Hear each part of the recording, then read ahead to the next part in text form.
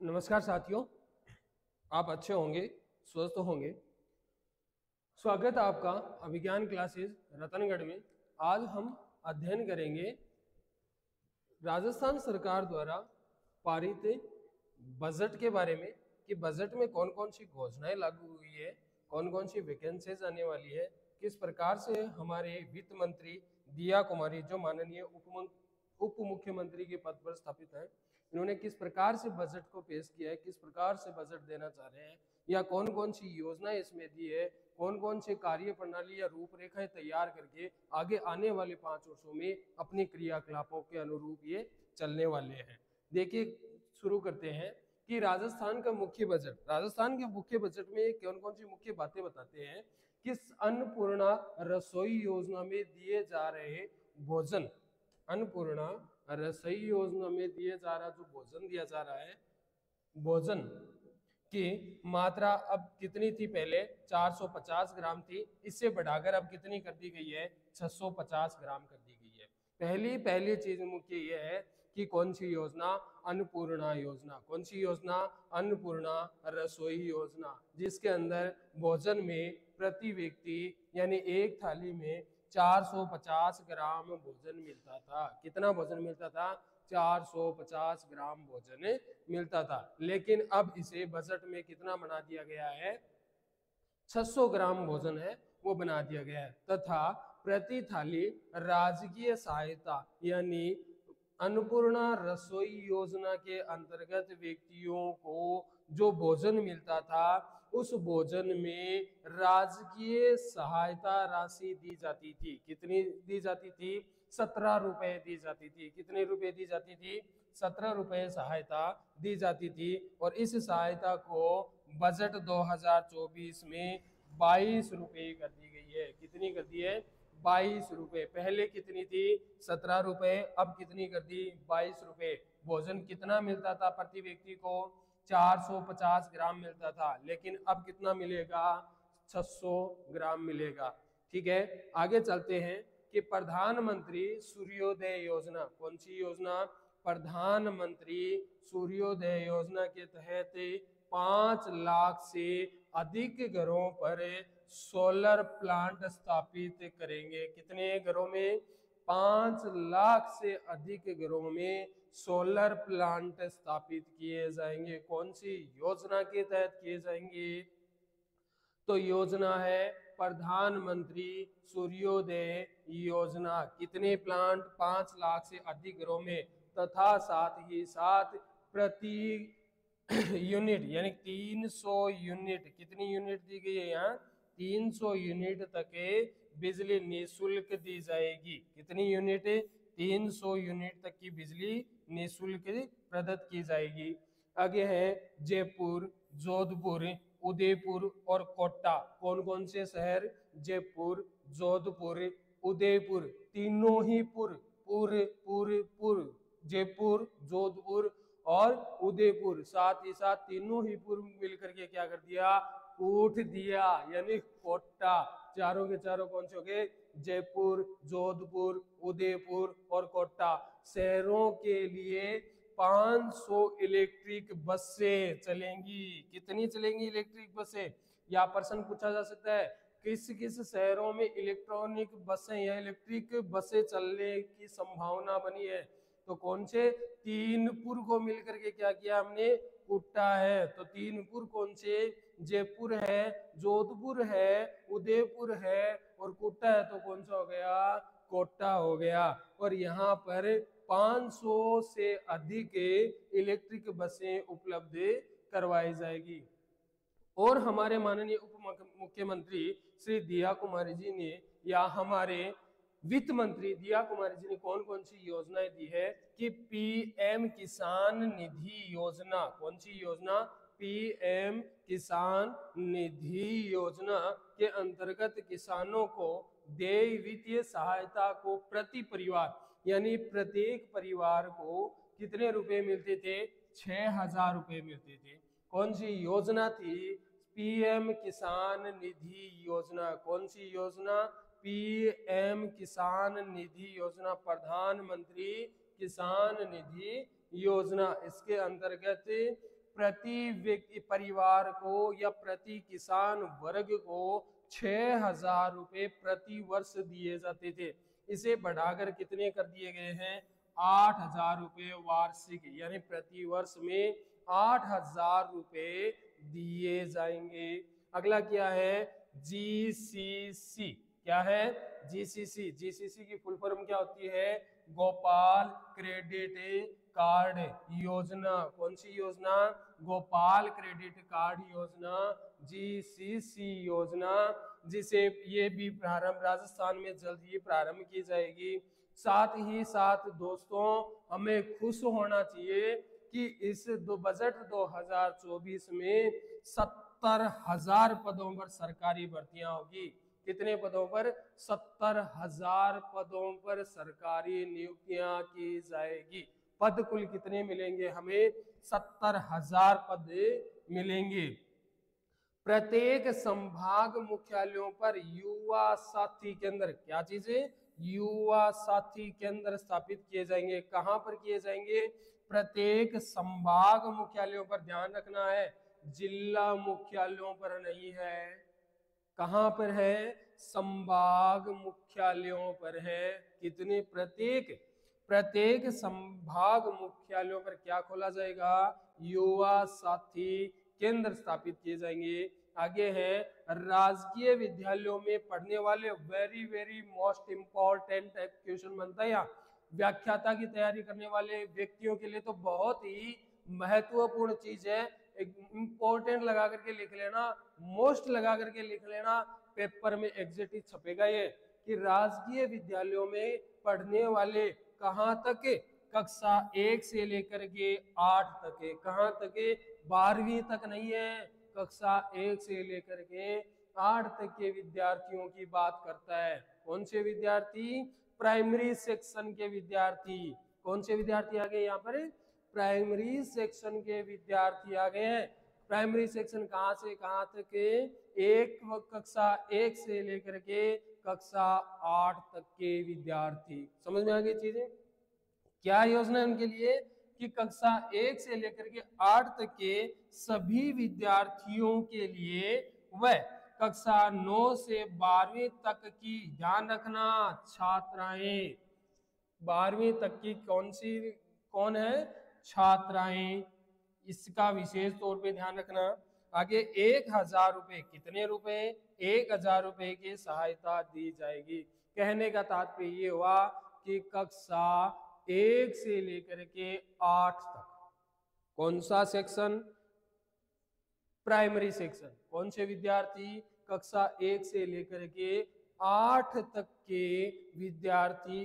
साथ ही साथ कक्षा 9 से लेकर के 12 तक, 9, 10, 11 और 12 चारों ही क्लास की छात्राएं।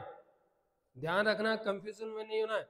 कक्षा 1 से लेकर के 8 तक के तो सभी विद्यार्थी सम्मिलित होंगे, लेकिन 9 से लेकर के 12 तक के सभी छात्राएं इसमें सम्मिलित होगी, जिन्हें प्रति वर्ष 1,000 रुपए की सहायता प्रदत्त की जाएगी।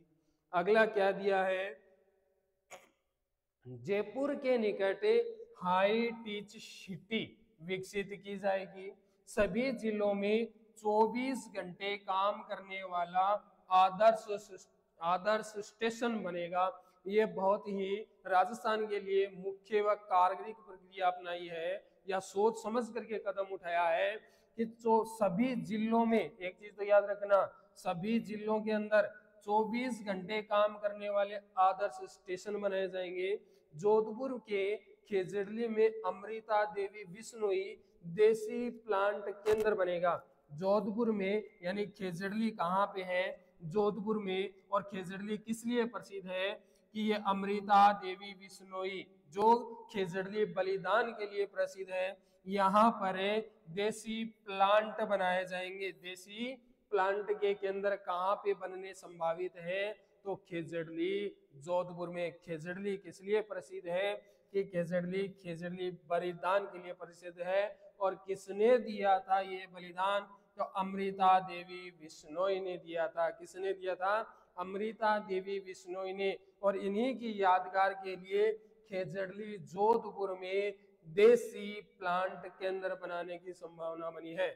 आगे है स्मार्ट कार्ड की व्यवस्था समाप्त कर ई लाइसेंस बनाया जाना, यानी जो हम स्मार्ट कार्ड का प्रयोग करते थे इसे अब समाप्त कर दिया जाएगा, और जो लाइसेंस कार्ड जो हम अपने पॉकेट में अपनी जेब में लेकर के घूमते हैं, जगह जगह में दिखाना होता है, अब उस व्यवस्था को समाप्त कर दिया गया है। अब उसकी जगह कौन से कार्ड इस्तेमाल किए जाएंगे? ई लाइसेंस कार्ड इस्तेमाल किए जाएंगे। पुराने मामलों के निपटारे से जुड़ी एमनेस्टी योजनाएं चलाई जाएगी। प्रत्येक संभाग में रोजगार मेले लगाए जाएंगे। ध्यान रखना, बेरोजगारों के लिए भी इन्होंने कुछ न कुछ सोच करके कदम उठाए, बहुत ही अच्छी चीजें हमें दी है। मुझे तो खुशी है कि 70,000 हमारे राज्य सरकार, माननीय मुख्यमंत्री जी और वित्त मंत्री, इनका बारंबार आभार करना चाहूंगा कि 70,000 पोस्टें बेरोजगारों के लिए प्रदर्शित की है, जिस पर हम अपनी काबिलियत के अनुसार पा सकते हैं। क्या बताया है?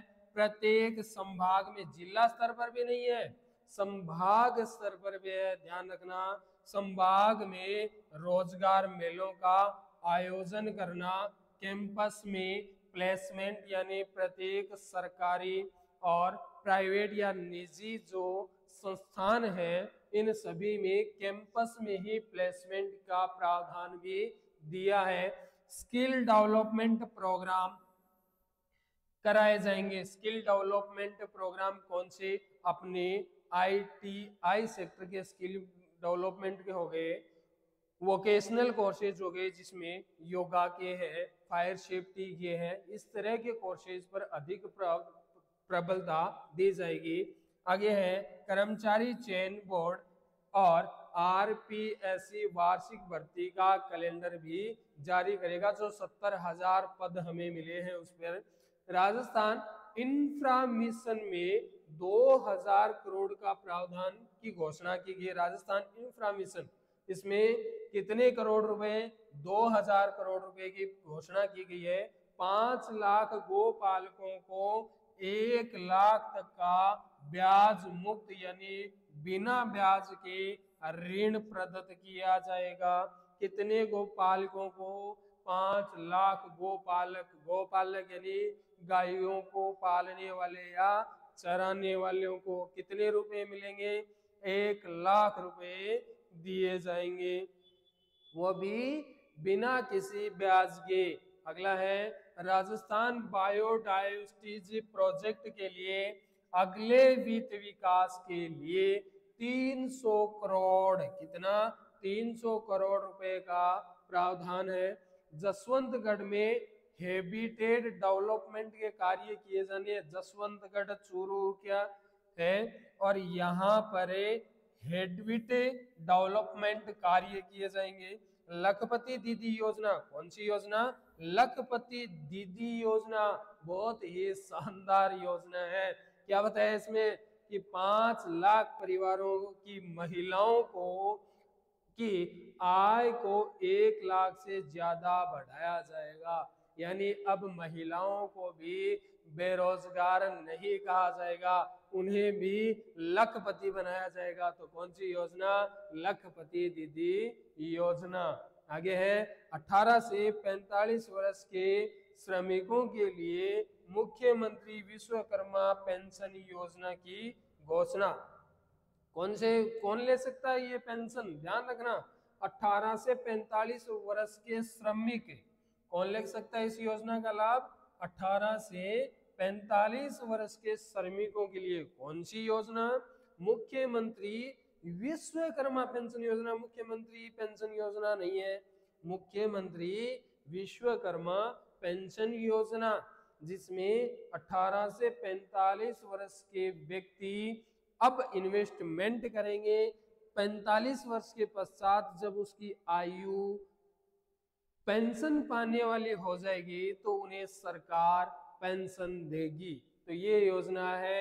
आगे है लाडो प्रोत्साहन योजना को प्रारंभ किया जाएगा। गरीब परिवार में बेटी पैदा होने पर 1 लाख रुपए सेविंग बॉन्ड दिया जाएगा। कितना? 1 लाख सेविंग बॉन्ड महिलाओं को दिया जाएगा। किस उपस्थिति में? बेटी पैदा होने पर। आगे दिया है महिलाओं को पहले प्रसव पर 5,000 से बढ़ा करके 6,000 रुपए, यानी जब महिला प्रेगनेंसी रहती है तो पहली किस्त 5,000 मिलती है, अब कितनी मिलेगी? 6,000 रुपए की मिलेगी। ब्लॉक स्तर पर एक आंगनवाड़ी को आदर्श बनाया जाएगा, यानी पहले विद्यालयों को आदर्श विद्यालयों में कन्वर्ट किया गया था या आदर्श विद्यालय बनाया गया था। अब उसी प्रक्रिया के आधार पर प्रत्येक गांव में या प्रत्येक आंगनवाड़ी को आदर्श आंगनवाड़ी भी बनाई जाएगी। आगे है बालिकाओं के लिए 25-25 करोड़ लागत से स्पोर्ट्स सेंटर खोले जाएंगे। बहुत ही शानदार चीज दी है। कौन सी? कि प्रत्येक बालिकाओं के लिए 25 करोड़ रुपए का इन्वेस्टमेंट सरकार करने जा रही है। किस उद्देश्य से? स्पोर्ट्स सेंटर खोलने के लिए किए जा रहे हैं, जिसमें प्रत्येक महिलाएं आत्मनिर्भर बन सके और स्पोर्ट्स में, खेल में अपनी रुचि पैदा कर सके। कौन कहता है सिर्फ पुरुष ही कुछ कर दिखा सकते हैं? महिलाओं में भी वो जज्बा होता है जो आसमान को भी छुआ कर सकता है। आगे देखिए, 50 युवाओं को ओलंपिक के लिए किया जाएगा, ट्रेड होगी, यानी 50,000 युवाओं को ओलंपिक खेल के लिए चुना जाएगा। आगे है गोविंद देव जी, मेहंदीपुर बालाजी, रणकपुर डिग्गी और कल्याण जी अन्य आस्था यानी जो मंदिर स्थापत्य केंद्र है, किन केंद्रों का किया जाए, इनका विकास किया जाए यानी विकसित किया जाएगा। 20 मंदिर और आस्था केंद्रों के विकास के लिए 300 करोड़ का प्रावधान, यानी मंदिरों या आस्थाओं को बढ़ाने के लिए सरकार ने 300 करोड़ रुपए का प्रावधान किया है। 2,000 करोड़ का कृषि क्षेत्र के लिए राजस्थान एग्रीकल्चर कोष बनेगा। ध्यान रहे, राजस्थान में भी अब एग्रीकल्चर कोष बनेगा। बजट कितना दिया है? 2,000 करोड़ रुपए दिए। कितने दिए हैं? 2,000 करोड़ रुपए दिए। तो संभावना ये भी प्रदर्शित होती है कि एग्रीकल्चर या कृषि विभाग में भी रोजगार के सुनहरे अवसर प्राप्त होंगे। यानी किसी भी फील्ड में अध्ययन करने वाला विद्यार्थी अब लगभग बेरोजगार नहीं रहेगा। ठीक है। आगे है कैंसर का डे केयर ट्रीटमेंट भी होगा, इन योजना में शामिल होगा। चीनी व गुड़ पर मंडी शुल्क को किया गया समाप्त, यानी चीनी और गुड़ जब मंडी में आते थे तो उस पर कुछ कर देना होता था और उस कर या शुल्क को समाप्त कर दिया गया है। बकाया वेट के मामलों के लिए 31 जुलाई तक एमनेस्टी योजना चलाई जाएगी। माइनिंग एमनेस्टी योजना में ओवरलोडिंग में कंपाउंड राशि में 96% तक की छूट दी जाएगी। यानी कुछ गाड़ियां जो ओवरलोड होकर के माल ढोने का कार्य करती है, उन कार्यों में माइनिंग वाले कितने प्रतिशत तक? 96% तक की छूट दी जाएगी। देसी प्लांट आ गया आपका। आगे है निवेशकों के लिए टोल फ्री हेल्पलाइन नंबर के साथ जिलों में आदर्श रजिस्ट्रेशन केंद्र स्थापित किए जाएंगे। 60 से 80 साल तक के वरिष्ठ नागरिकों को अब रोडवेज में किराया भी आधा लगेगा। अब ये तो बहुत ही खुशखबरी की बात है कि हमारे दादा हैं, हमारे दादी जी हैं, हमारे नाना जी हैं, हमारे नानी जी हैं, इन सभी को अब बुआ के यहाँ, मौसी के यहाँ, फूफा के यहाँ अपने ससुराल पीहर जाने का मौका भी मिलेगा, जिसमें सरकार ने किराया भी अब क्या कर दिया है, आधा कर दिया है।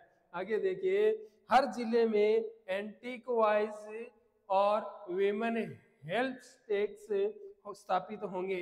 मीसाबंदियों की पेंशन को दिया जाएगा कानून का दर्जा। RGHS योजना के पेंशनर को मिलेगी सुविधाएं। अगले हैं 10 म्यूजियम व आर्काइव गैलरी के लिए 50 करोड़ का प्रावधान रखा है। महाराणा प्रताप से जुड़े क्षेत्र के लिए, महाराणा प्रताप हमारे ऐतिहासिक व्यक्तित्व रखने वाले व्यक्ति कौन थे? महाराणा प्रताप से जुड़े सभी क्षेत्र, चाहे गोकुंदा हो, जो अपने महाराणा प्रताप टूरिस्ट सर्किल बनाया जाएगा। महाराणा प्रताप टूरिस्ट सर्किल, महाराणा प्रताप पर्यटन सर्किल विकसित करने के लिए 2 करोड़, कितने? 2 करोड़ रुपए का प्रावधान दिया गया है। और प्रदेश में सशस्त्र सेवा संग्रहालय के लिए 2 करोड़ रुपए का प्रावधान है। Rajasthan economic revival task force, इनका गठन किया जाएगा। मुख्यमंत्री विश्वकर्मा पेंशन योजना लागू की जाएगी। कौन सी योजना?